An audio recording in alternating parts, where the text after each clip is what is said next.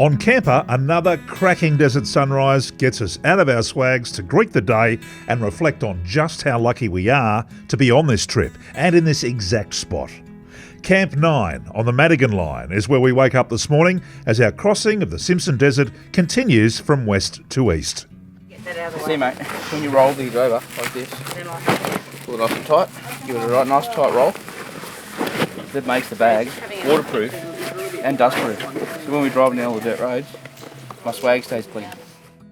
An after breakfast catch up with team leader Jamie sets the scene for where we are, where we've come from and where we're going. We were on the Colson track yesterday and then we hit the Madigan line and we've made it halfway along the Madigan line. And we camped here last night, cracking camp, beautiful little spots. And these little campsites that you go along the Madigan, there was a guy by the name of Dr. Cecil Madigan. He actually walked this track, so we're sort of picking off his camp spots as we go. And if you look on the map, you know, he sort of does around that 20 to 28 k's a day by foot. They're incredible people, weren't they, these early adventurers and explorers? Makes it look easy when we go across in our car. Unbelievable. So these camps, well, they're numbered, aren't they, individually? Yeah, mate, there's a post at each one, and you know, if you've got a good navigation system, you can, you know, you're heading for them. The track's pretty defined at the moment. Yep. This track's getting more and more used. Years ago, you'd come through and there was no track. You'd have to find your way to the points just purely by GPS. Right. But yeah, the track's pretty defined this trip, and yeah, I don't think we'll have any troubles getting lost. Late yesterday afternoon, these dunes started to get huge, and it was kind of like, you know, it took me back to when I used to see these massive, they're like swells coming across the desert, aren't they? Oh, they're unreal, and the way that it changes, even when we came through a creek yesterday in the middle of the desert, you know, and there's trees and shrubbery and rocks and stuff, you know, it's just amazing how the country changes. And yeah, the dunes did get bigger yesterday afternoon, so it's going to be interesting to see what we've got in set for us today.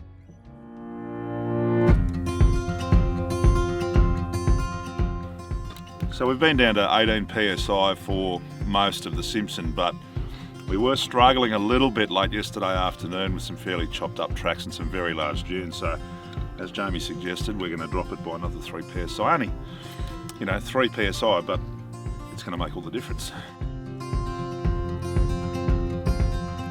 With breakfast over, it's time to get moving, as we've got plenty of ground to cover today if we're going to make the turn off at Camp 15 to head south again down the Hay River Road.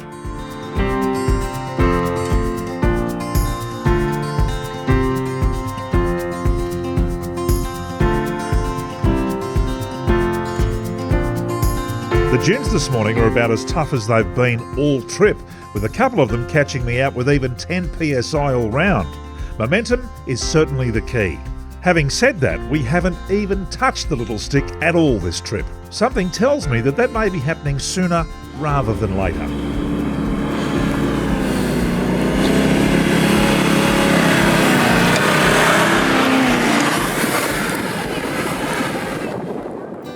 Madigan's camps 10 and 11 are quite close together, which suggests that perhaps some hardship happened to the team along this part of the journey. An opportunity to sign the visitor's book lets us know who's been through here and how recently.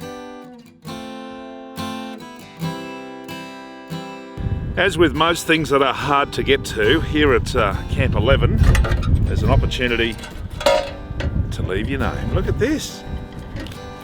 How great is this? So we might just do that on behalf of Camper. How lovely is that? And it's just nice too that the boys here, the ARB boys, had noticed that one of these signs had actually fallen down, so they've just cable tied it up to the star picket. It's just nice to think that people that come through here would actually continue to respect this idea. So we'll make sure that's all tucked away. Put the lid back on. For the next adventurer on the Madigan line.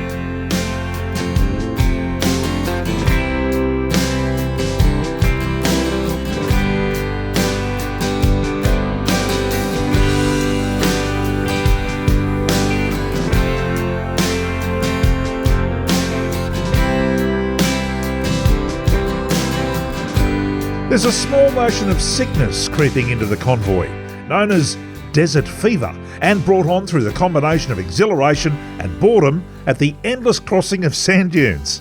It seems that Kel may be its first victim, The symptoms include patients going slightly gaga and singing and dancing in the desert to songs that will do your head in if you listen to them for too long.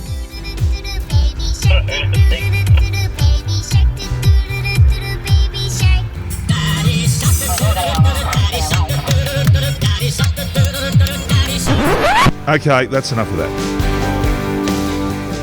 It's a long run through the afternoon to Camp 13 and then on to Camps 14 and 15 where we break for lunch at the Hay River Turnoff and where we'll head south and between the dunes again this afternoon start looking for a good campsite.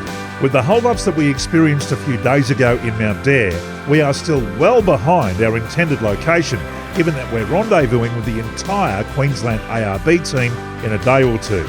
So the decision's been made to push on hard down the Hay River Road to get some Ks under us and make tomorrow easier, which is going to make this afternoon harder, right? Yep, you better believe it. No one likes setting up camp after dark, but unfortunately the sandhills before us are definitely going to make that a reality today. We are under the pump to cross these dunes and they're proving to be the biggest and the toughest of the trip so far, and night is fast approaching.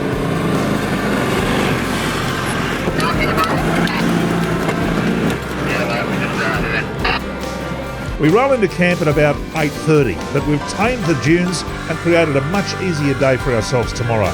But I can assure you, I will sleep well tonight. Join us on the next episode of Camper for our last day in the desert and a visit to a famous desert landmark.